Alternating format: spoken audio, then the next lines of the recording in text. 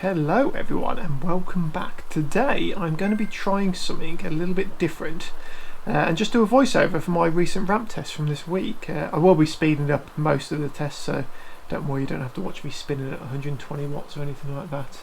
But for those who don't know, the ramp test is a very basic way to work out your FTP, or functional threshold power, generally what you can hold for about 60 minutes.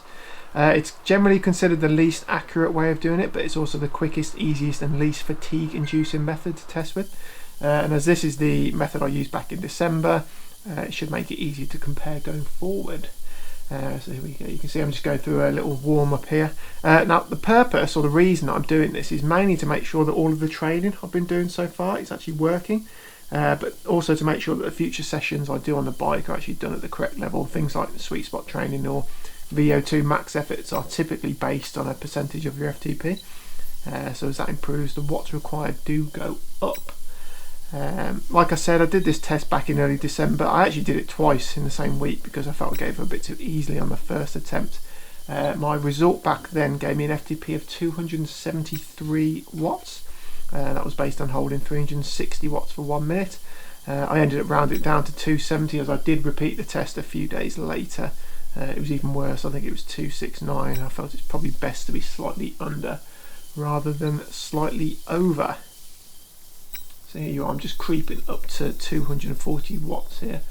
Worryingly, at 240 watts, things were hurting a lot, which I could say is a bit worrying because this is basically my sweet spot level, my 70.3 race power. It doesn't normally hurt this much when I'm doing intervals at this, but today it really hurt. Now how this fits in with an Ironman, for those wondering why I'm even bothering to try and figure out my predicted 60-minute power when I'm actually doing races that are going to be 6 to 7 hours long.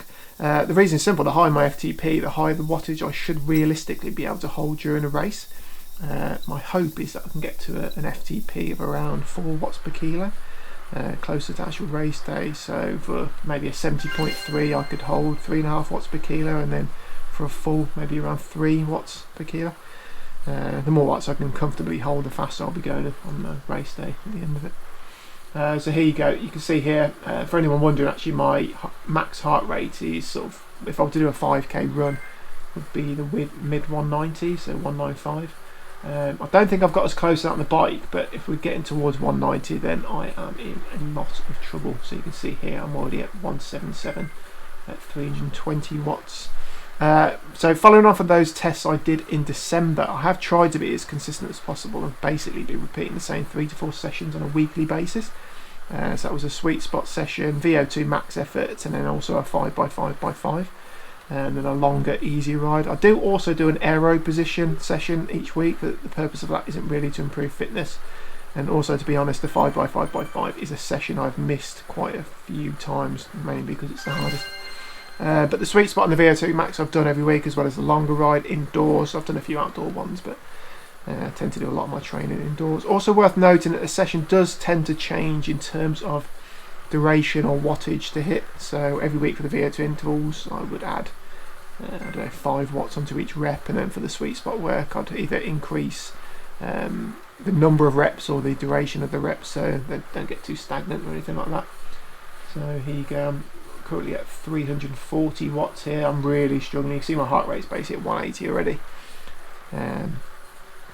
This was not fun.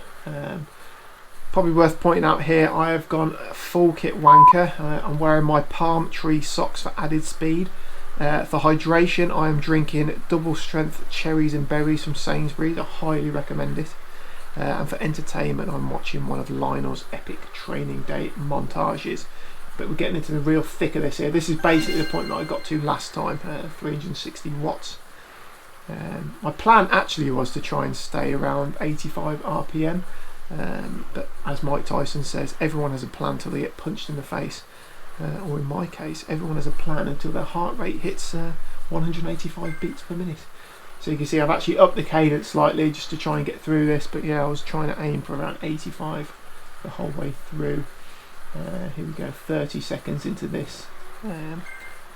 So like I say before, I basically finished this 1 minute interval and then collapsed into a heap on the floor. So My only aim today was to try and get as many seconds past 360 watts as possible. This was a real struggle to me. Look at that, you can see I'm getting creeping towards the 190 heart rate. I don't think I've ever hit 190 on the bike. I could be wrong, but I've certainly hit it doing a 5k attempt outside running. Here we go, 360. So now for me, this was me on the brink.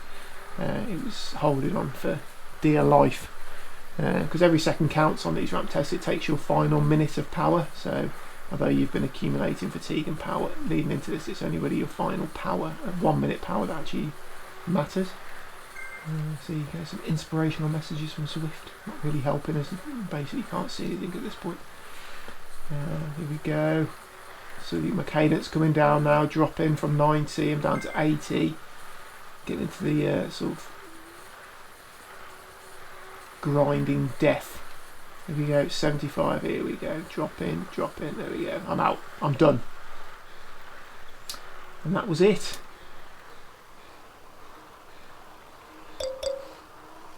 Okay, so I'm collapsed on the bike, struggling like mad, but anyway, what this turned out was that I'd added 11 watts onto my FTP, and I now have a new FTP of 281 watts. Like I say, up 11 from my current settings, that's really good, and shows that things are going in the right direction. So going forward, Zwift will now auto update all of my workouts to use the new values, so sessions will be slightly harder now, and I am actually planning on, I'm going to try and do more of the 5x5x5 session. I think the reason the intensity hurts is because it's actually working. So it'd be good to actually make sure I do that session each week as well. So that's it. Another successful session. FTP up 10 to 11 watts. Going forward, all my workouts will be slightly harder, and I'll be training at the correct levels. But yeah, all good. Can't really complain. So I think the next video will be me doing my actual heart rate test around the local park run. I don't think I can face a 5k max effort after the week I've had, so you can see that I'm barely able to walk. Willow seemed to enjoy it, but yeah, all good. And I will see you in the next one.